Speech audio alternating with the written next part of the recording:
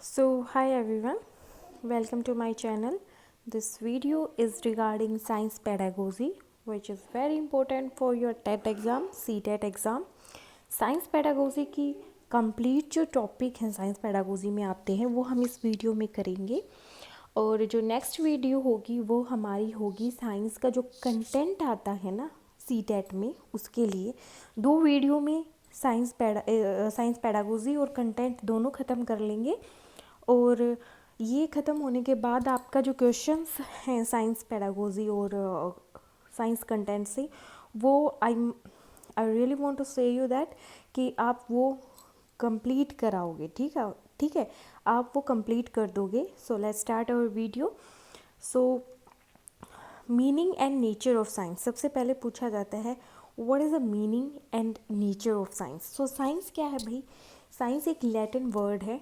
ठीक है, साइंस एक लैटिन वर्ड है और जिसका मतलब है टू नो, किसी चीज़ का जानना। ठीक है, हम जो भी एक्सपेरिमेंट करते हैं साइंस में वो क्यों करते हैं? To know the things. ठीक है, तो साइंस का मतलब है टू नो। ओके, डेफिनेशन है science is a collection of true facts. Science भाई कलेक्शन, साइंस जो ट्रू फैक्ट्स हैं, तथ्य हैं, उन पे बेस्ड है। ठीक है, integration of general knowledge is science. ठीक है, तो हमने देखा मीनिंग क्या है। अब देखते हैं हम नेचर ऑफ साइंस। ठीक है, लॉजिकल होती है भाई साइंस का नेचर। क्या होता है? हम लॉजिकल, जैसे हम लॉजिकल रीजनिंग देखते हैं, लॉजिकल थिंकिंग, वैसे ही नेचर ऑफ साइंस लॉजिकल ही मानी जाती है। और जो हमारा जो भी सब्जेक्ट है ना, जो भी हम सब्जेक्ट पढ़ते हैं, एवरी सब्जेक्ट विच इज़ को रिलेटेड टू साइंस। ठीक है, एवरी सब्जेक्ट इज़ को रिलेटेड टू साइंस। ठीक है, ये माना गया है कि जो भी सब्जेक्ट है, जैसे मैथमेटिक्स साइंस है, ठीक है, आपकी जो सोशल साइंस है, तो वो क्या है? ईवीएस है, ये सारे क्या है? रिलेटेड है एज साइंस। ठीक है ओन रूल एंड प्रिंसिपल। भाई साइंस के कुछ खुद के रूल हैं और इसके प्रिंसिपल हैं। Every science student curious to search new knowledge. जो भी साइंस का बच्चा होगा भाई, वो हमेशा क्यूरियस रहेगा, वो हमेशा चाहेगा कि वो नई नई चीज़ें जाने, सर्च करे, उनके बारे में खोजे। तो ये है नेचर साइंस का। अब देखते हैं साइंस का objective. Knowledge of science is connected with practical life of student. जो साइंस की नॉलेज है उसको क्या करेंगे भाई?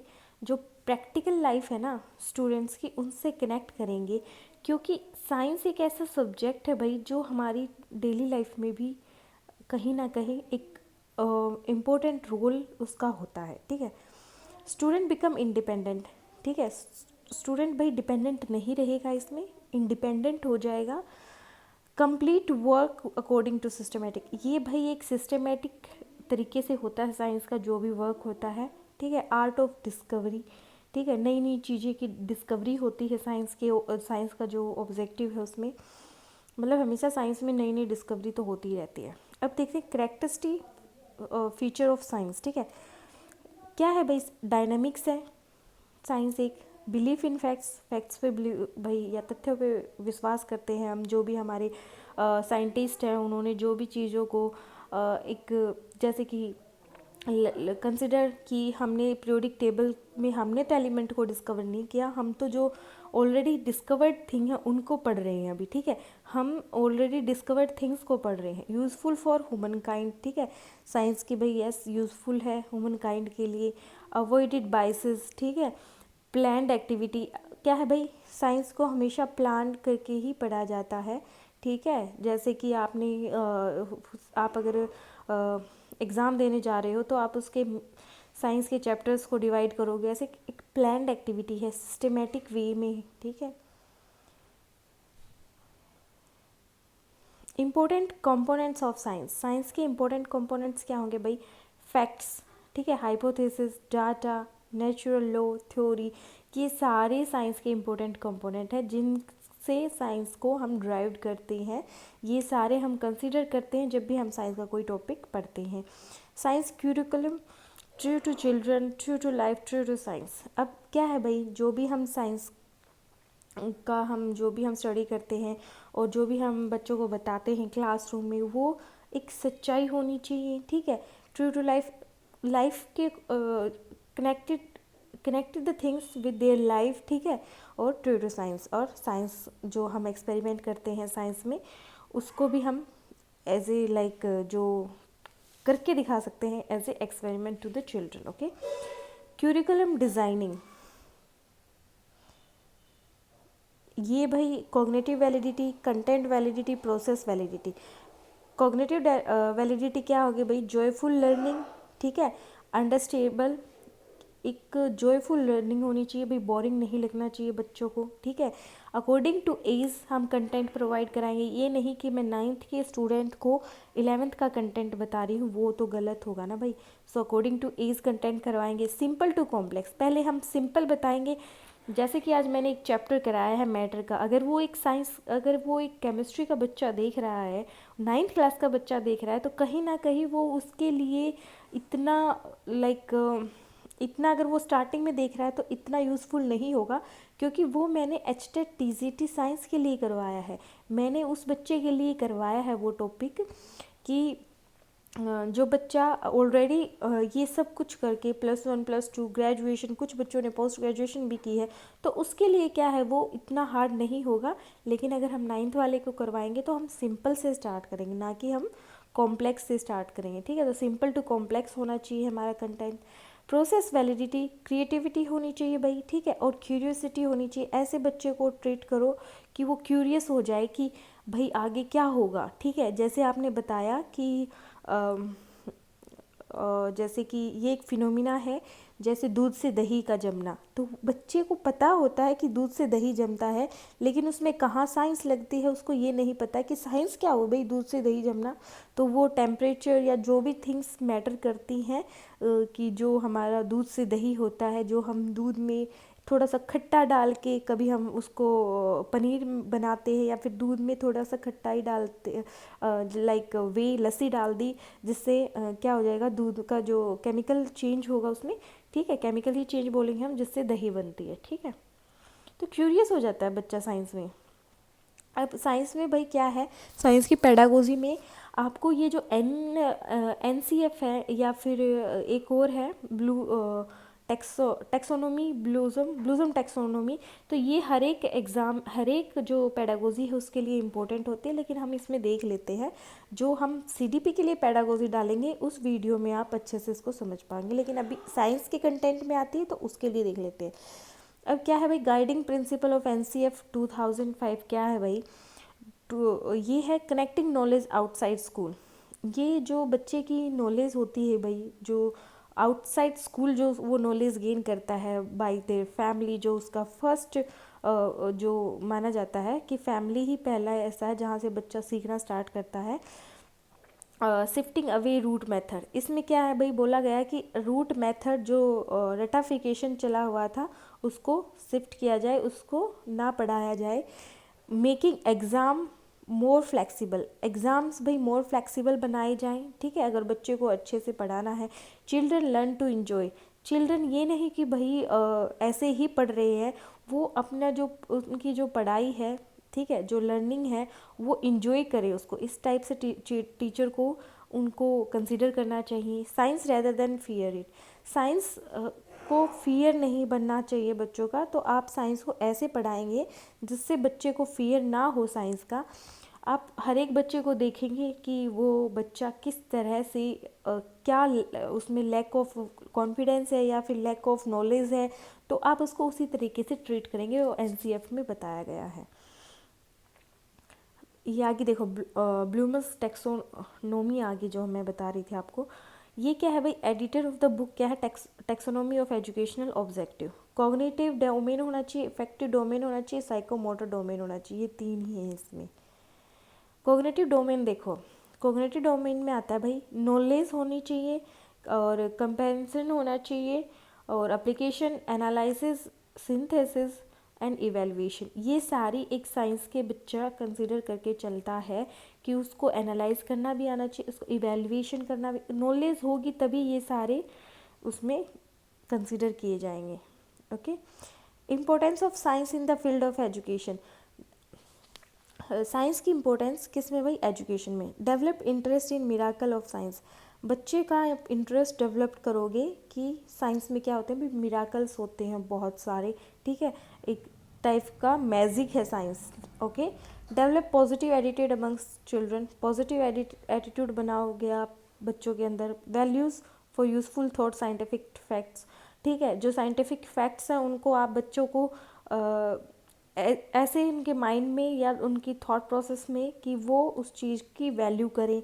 टू एनहेंस थिंकिंग प्रोसेस, ठीक है, जो ये चीज़ है आप ऐसे इनको डिस्क्राइब करोगे ताकि उनकी जो थिंकिंग प्रोसेस है वो बढ़ जाए।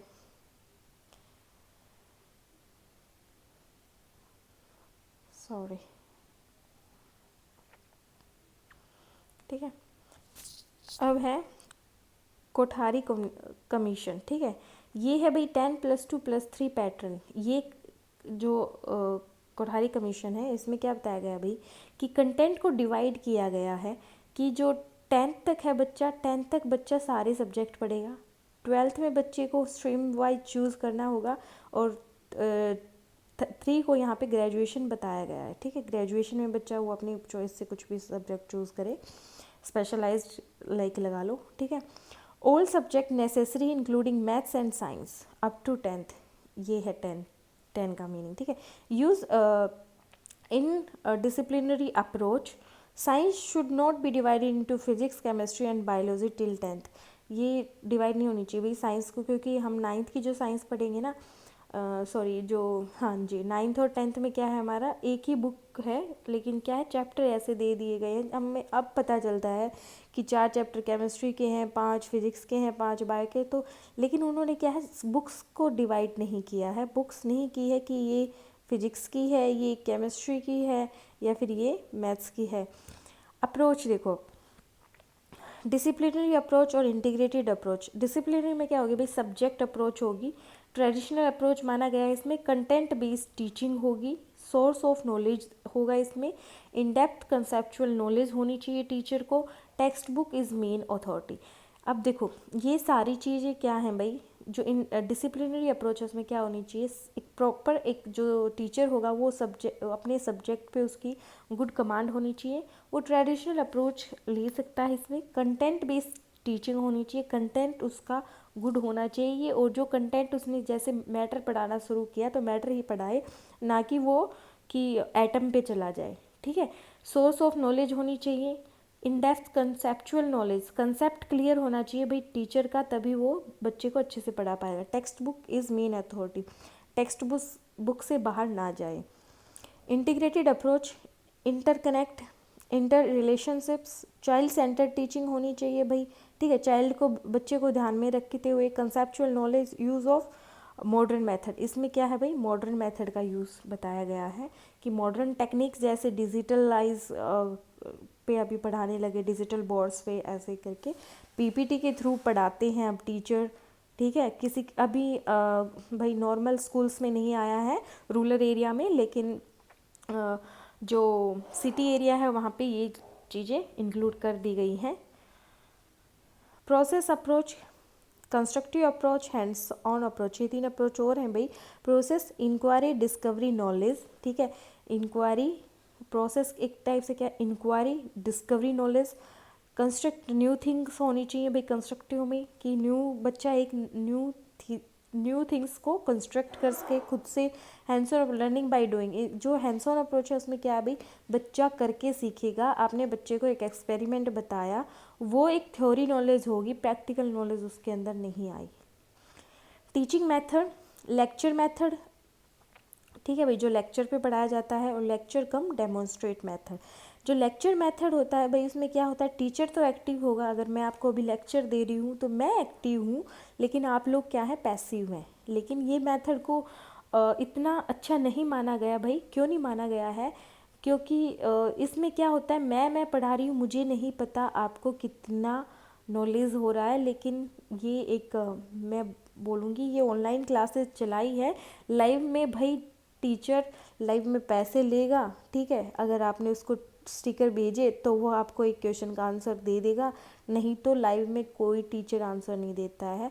लाइव में यूट्यूब की लाइव की बात कर रही हूँ, ठीक है, यूट्यूब की कर रही हूँ, ना कि जो टीचर्स जो लाइव पढ़ाते हैं, जो अपने स्कूल्स के में पढ़ाते हैं, वो तो भाई एक एक बच्चे पे ध्यान देंगे, अदरवाइज़ वो स्कूल में कंप्लेन कर दी जाती है।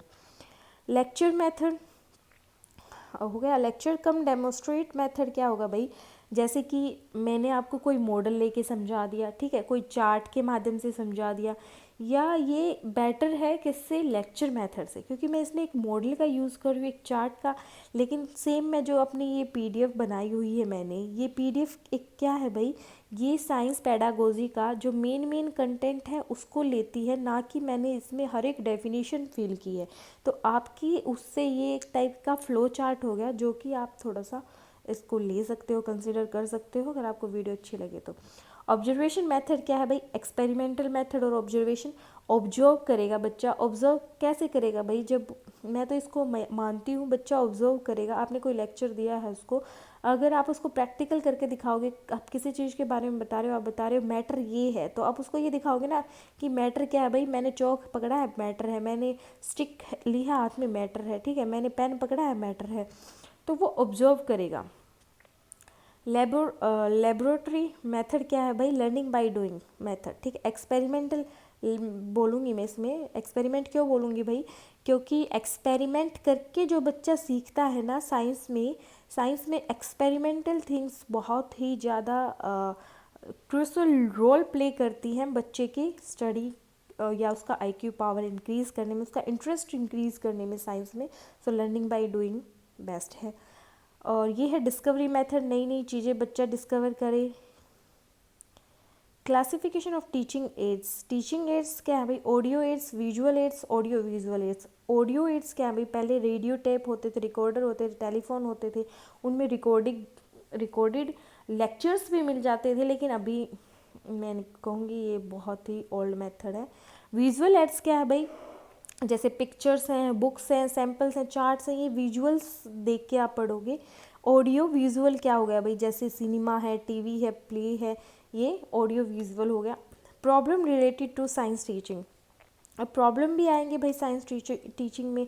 पुअरली डिफाइंड ऑब्जेक्टिव, अगर पुअरली डिफाइंड है कि आपका ऑब्जेक्टिव नहीं पता टीचर को, उसको क्या पढ़ाना है, क्या उसका ऑब्जेक्टिव है, तो वो ये लगा लो कि प्रॉब्लम क्रिएट कर रहा है बच्चों के लिए।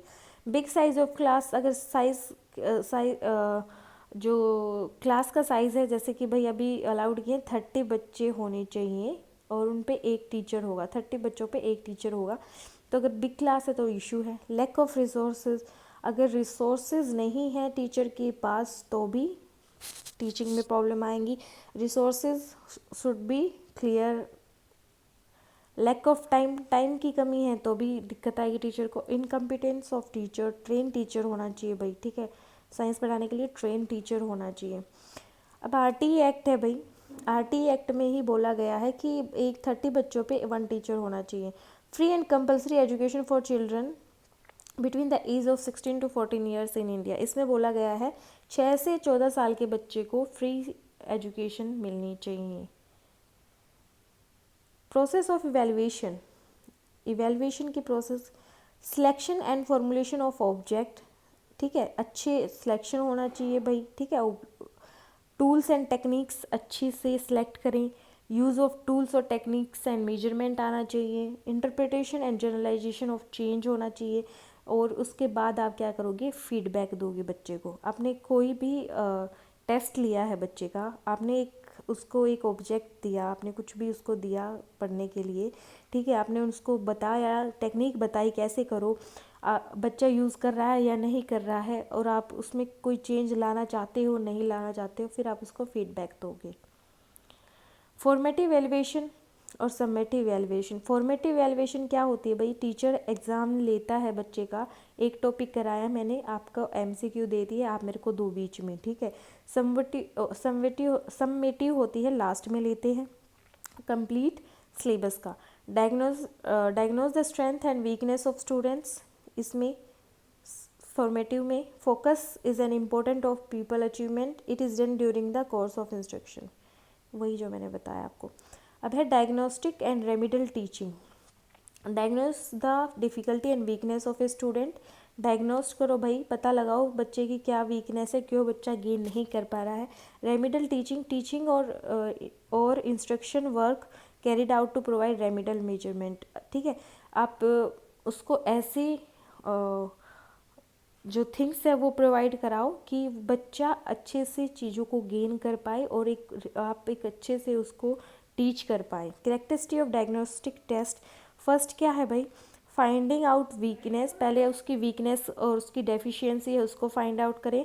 हेल्प्स इन प्लानिंग, प्लान करें, ठीक है, बच्चे के लिए प्लान करें, आप ऐसे ऐसे करो बेटा कि आप अच्छे से प्लान करके इस चैप्टर को क्लियर कर पाओगे। नीड एन एक्सपर्ट और specialise to identify the cause of wrong answer, अगर बच्चा गलत आंसर दे रहा है तो टीचर का क्या है कि वो समझे कि बच्चा ये आंसर क्यों दे रहा है और उसको करेक्ट करे। और क्या है भाई, adopted objective type test only, ठीक है। ऑब्जेक्टिव टाइप एमसीक्यू ज़्यादा कंसिडर करे जाते हैं ताकि बच्चे को वो छोटे छोटे जो पॉइंट्स याद करने की हैं वो उसकी जो माइंड की जो मेमोरी है वो ज़्यादा उस पर फोकस कर पाए।